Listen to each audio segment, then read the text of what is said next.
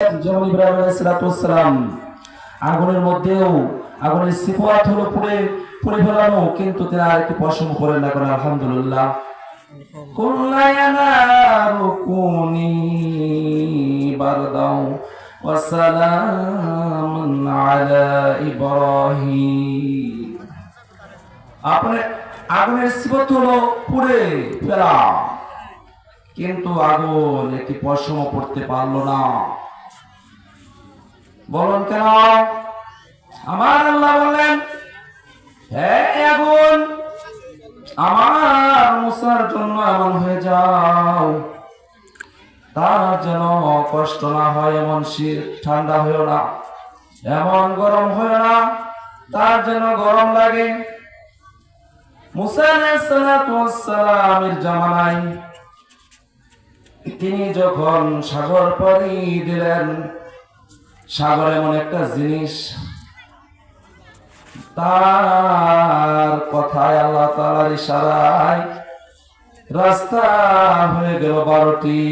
বলে সুবহানাল্লাহ। আর একজন নাফরমান বেঈমান, তার জন্য আবার রাস্তা পানি পরিণত হয়ে গেল। কে করেছেন? আমার আল্লাহ। অতএব আপনাদের গ্রামে এত বড় একটা মজমা, এত বড় একজন আলেম আসতেছেন, উনাকে আমি আজ থেকে আরো 15 বছর আগে বানোয়াবাদ থেকে মাহফিলে নিয়ে আসছিলাম। লক্ষের উপর লোক আসছিল। আলহামদুলিল্লাহ, আল্লাহ তাআলার নিদর্শন, আল্লাহ তাআলার কুদরত। এরকম ওলিদের চেহারা দেখলে আল্লাহ তাআলা গুনাহ মাফ করে দেন। আপনাদের কত সৌভাগ্য। আমার বন্ধু, আমার ভাই শরীফ ভাইয়ের এরকম উসিলার মাধ্যমে আমরা এরকম একটা নিয়ামত পেয়েছি। যে আলোচনা আমি নামাজের আগে শুরু করেছিলাম, নামাজের সময় হয়ে যাওয়ার কারণে আমি শেষ করতে পারিনি। অল্প সময়ের মধ্যেই আমি আমার আলোচনা শেষ করব। আমি আমার দায়িত্ব থেকে বলতে চাই, যেহেতু দীর্ঘদিন আপনাদের মসজিদের ইমাম ছিলাম, দীর্ঘদিন আপনাদের এলাকায় নুন ভাত খেয়েছি, আমি সকলকে চিনি। এই জন্য সকলকে বিনীত অনুরোধ করছি, সকলে মজমায় চলে আসুন। হতে পারে আজকে অনেক মেহমানের আগমন, আমি আপনাদের এলাকার জামাই, আমি শ্বশুর বাড়িতে এসেছি। আমার আজকে ময়মনসিংহে প্রোগ্রাম ছিল, গজল হামনাথ, কিন্তু শ্বশুর শাশুড়ি গিয়েছেন না, এসে পারলাম না। ওনারা তোমার বাবা মায়ের মতো। যাই হোক, মুসা আলাইহিস সালামকে এক ব্যক্তি জিজ্ঞাসা করছিল, হে মুসা, আপনি তো আমার সাথে সরাসরি কথা বলেন, আপনি আল্লাহ তাআলাকে জিজ্ঞেস করবেন, আল্লাহ তাআলা সবচেয়ে খুশি হইলে কি দান করেন বান্দাকে? আল্লাহ তাআলা বললেন, হে মুসা, আমি যখন সবচেয়ে বেশি খুশি হই, বান্দাদের উপর রহমতের বৃষ্টি নাযিল করি। কোন সুবহানাল্লাহ। বৃষ্টিটা কিসের? আল্লাহ তাআলার রহমতের। তারপরে আবার মুসা আলাইহিস সালাম বললেন, এবারে রব, তারপর যখন খুশি হন তখন আপনি কি দান করেন? তখন বললেন, কি বললেন জানেন? আমরা যেমন আজকে আমার শ্বশুর বাড়ির এরকম মেহমানে আসছি, প্রত্যেকের ঘরে আমার মন বলছে আর কি, অভিজ্ঞতা থেকে বলছি, মেহমান আছে কম বেশি, কি কর ভুল বলেছি? আমি বান্দার ঘরে মেহমান পাঠাই। কোন সুবহানাল্লাহ, সুবহানাল্লাহ। এজন্য মেহমানদেরকে বিরক্ত হবেন না। কেউ খায় না, তার নিজের কাছে শেখাচ্ছে। সকালবেলা দেখেন পশু পাখিগুলি তার বাসা থেকে নিজ থেকে খালি পেটে বের হয়ে যায়, বিকালবেলা তার পেটটা ভরে তার নিজ থেকে চলে আসে। কে খাবার জোগায়? আল্লাহ। না, আমার আল্লাহ খাবার জোগান।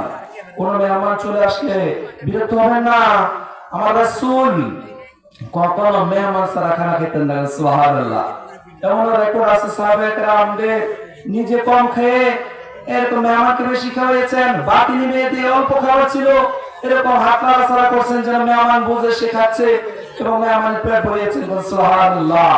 সে নবীর উম্মত, তার সাথে রাখতে হবে মত, না হলে কিন্তু আখিরাতে পাওয়া যাবে না সুপারিশ। এজন্য সকলকে বলছি, হয়তো আপনাদের বাড়িতে মেহমান আছে, এই অজুহাতে কিন্তু মাহফিলে দেরি করে আসলে চলবে না। যিনারা সবার আগে আসবেন, যিনারা প্যান্ডেলের ভিতরে থাকবেন, তিনারাই আল্লাহর রহমতের আশ্রয়ের মধ্যে থাকবেন। আপনি হয়তো বাড়ি থেকে শুনতেছেন, আপনি হয়তো দোকানে শুনতেছেন, রাস্তায় শুনতেছেন, কিন্তু আপনি প্যান্ডেলের নিচে যে রহমত সেটা পাবেন না।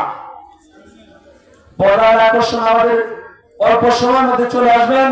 এজন্য সকলকে বিনীত অনুরোধ করছি, আপনারা সকলেই চলে আসুন প্যান্ডেলের কাছে, প্যান্ডেলের নিচে। সর্বশেষ তিনটা কথা মুসা নবী জিজ্ঞাসা করছিলেন। প্রথম কথা কি, আল্লাহ তাআলা খুশি হলে রহমতের বৃষ্টি দান করেন। দ্বিতীয় কথা কি, এরকম মেহমান দান করেন প্রত্যেকের ঘরে, বান্দাদের ঘরে। সুবহানাল্লাহ। যে মেহমান আশেপাশে কয়েক গ্রামের মানুষ আজকে এই নিয়ামত পেয়েছেন এই মাহফিলের উসিলায়, কি কন আপনারা কি খুশি না বাজার? তারপর 3 নাম্বার মুসা আলাইহিস সালাম জিজ্ঞাসা করলেন, তারপরে যখন খুশি হন কি দান করেন? মুসা নবী আল্লাহর ওই কথা কইতে কইতে মজাই লাগে, সেগুলো একটার পর একটা প্রশ্ন করতেই আছে। তারপরে মুসা আমি খুশি হইলে কি দান করি শুনবা। যে জিনিসের জন্য আমরা অনেকেই বিরক্ত হয়ে যাই, যার ঘরে কন্যা সন্তান আছে, তাকে আমি কি করি, কন্যা সন্তান দান করি। সুবহানাল্লাহ। আমার আল্লাহ তাআলা প্রথমে একটি কন্যা সন্তান দান করেছেন। একটু হালত শোনাই, একটা গজল বলে আমি শেষ করে দিব। আমার এক ছেলে এক মেয়ে, আমরা 4 ভাই, সবাই কোরআনের হাফেজ, 2 জন মাওলানা, 2 জন মুফতি, বাবা আলেম ছিলেন, মা বৈদ্য মিলে 30 জনের মতো আলেম। আলহামদুলিল্লাহ, আলহামদুলিল্লাহ। আল্লাহ তাআলার নিয়ামত, সবচেয়ে বড় নিয়ামত যেটা আমাকে আল্লাহ তাআলা দিয়েছেন, হয়তো কোনো একটা মানুষের মুখে হাসি ফুটিয়েছিলাম, কোন একজন আল্লাহর দোয়া ছিল, আমার ছেলে তাকে ওসমানী নামের বরকতেও কিন্তু মানুষ অনেক মূল্যবান হয়ে যায়, দামি হয়ে যায়। মোহাম্মদ আমরা কেন নাম রাখি? প্রথমে আমরা অনেকে অনেক পাপ করে গুনাহ করে নামাজ ছেড়ে দেই। আল্লাহ যদি ওই সমস্ত কারণে জাহান্নামে দিয়ে দেন, ফয়সালা হয়ে যায়, মুহাম্মাদের নামের উসিলা মিলের কারণে আল্লাহ তাআলা জান্নাত দিয়ে দিবেন। সুবহানাল্লাহ। এরা আবার মুহাম্মদ রাইখা খালি নামাজ ছেড়ে দিলে কামিতো না কিন্তু, ঠিক আছে? কোন হুজুর তো কইছে নামাজ পড়া লাগবে, মানে আল্লাহ তাআলা খুঁজবে এই বান্দাটাকে কোন ইসলাম মাফ করে দেওয়া যায়।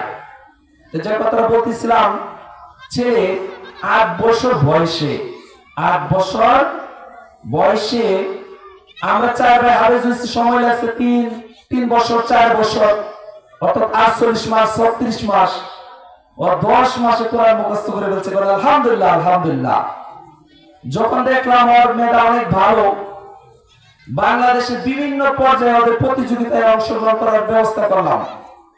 আমি ছিলাম গাজীপুরে, ঢাকা চলে গেলাম ওদের পড়াশোনার সুবিধার্থে। বাংলাদেশের জেলা পর্যায়ে, বিভাগীয় পর্যায়ে অনেক ভালো ভালো রেজাল্ট করছে, অনেক গিফট পুরস্কার নিয়েছে। বর্তমানে সে বিশ্ব কোরআন প্রতিযোগিতায় অংশগ্রহণ করার জন্য প্রস্তুত নিয়েছে। আলহামদুলিল্লাহ, আলহামদুলিল্লাহ। নামের জন্য না, সুনামের জন্য না। তাকরিমের নাম শুনেছেন? তাকরিমের সাথে আমার ছেলে পড়ে, 2 বছর চেষ্টা করার পরে ওখানে সে চান্স পেয়েছে। এরকম ছেলে হাজার লাখের মধ্যে পাওয়া যায় না। সারা বাংলাদেশ থেকে 3000 ছেলে পরীক্ষা দিয়েছে ওখানে অংশগ্রহণ করার জন্য, সবাই বিলিয়ন। আমার ছেলে 3টা বোর্ডে গোল্ডেন প্লাস করেছে। তারপরে চান্স পেয়েছে প্রথম সাময়িক পরীক্ষায় 120 জনের মধ্যে 3 জন কোরআনের মধ্যে 100 এর মধ্যে 100 পেয়েছে, এর মধ্যেও আছে। আলহামদুলিল্লাহ। হুজুররা খাস বিভাগে নিয়ে গিয়েছেন, তাকরিমের কোরআন তেলাওয়াত শুনে অন্তরটা জুড়ে যায় না বাবাজিরা? ওই তাকরিমের সাথে আমি নিজে মুসাফা করেছি, আমার ছেলে মুসাফা করেছে, ওকে বুদ্ধি দিয়েছে, তুমি এইভাবে কাজ করো, এই কোরআন প্রেমিক হয়ে যাবে, তোমার পড়াশোনায় হাজার মানুষ মাদ্রাসায় আলেম বানাবে, হাফেজ বানাবে। একজন হাফেজের কত মর্যাদা, কত দাম, হেঁটে যাবে, ফেরেশতাদের পাকা বিছিয়ে দিবে, এরকম কবরে আযাব মাম হয়ে যাবে।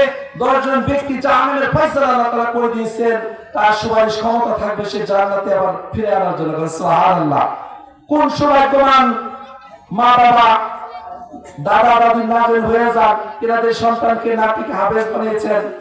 এজন্য শুধু হাফেজ হলে হবে না, বিভিন্ন সুরে লিহানে কোরআন পড়তে হবে। অনেকে কোরআন তেলাওয়াত করে ইমাম সাহেব আছে, পড়া মজা লাগে না, আবার অনেকের পড়া শুনতেই মন চায়। কি করেন? হালত শুনাইলাম, গর্ব না, অহংকার না। আপনারা এখান থেকে শুনে যারা গ্রহণ করবেন, অনুপ্রাণিত হবে, এই জন্য বলেছি। দোয়া চাই ছেলের জন্য, এই মাদ্রাসার উন্নয়নের জন্য আমি 1000 টাকা আমার শরীফ ভাইয়ের মাদ্রাসায় দিয়ে দেবো ইনশাআল্লাহ। নগদ আল্লাহ যদি তৌফিক দান করেন আরো যেন পরে বেশি দিতে পারি, আপনাদের দোয়া চাই। আমি গাজীপুরে মাদ্রাসা করেছি, আমার ছেলের আদলে এরকম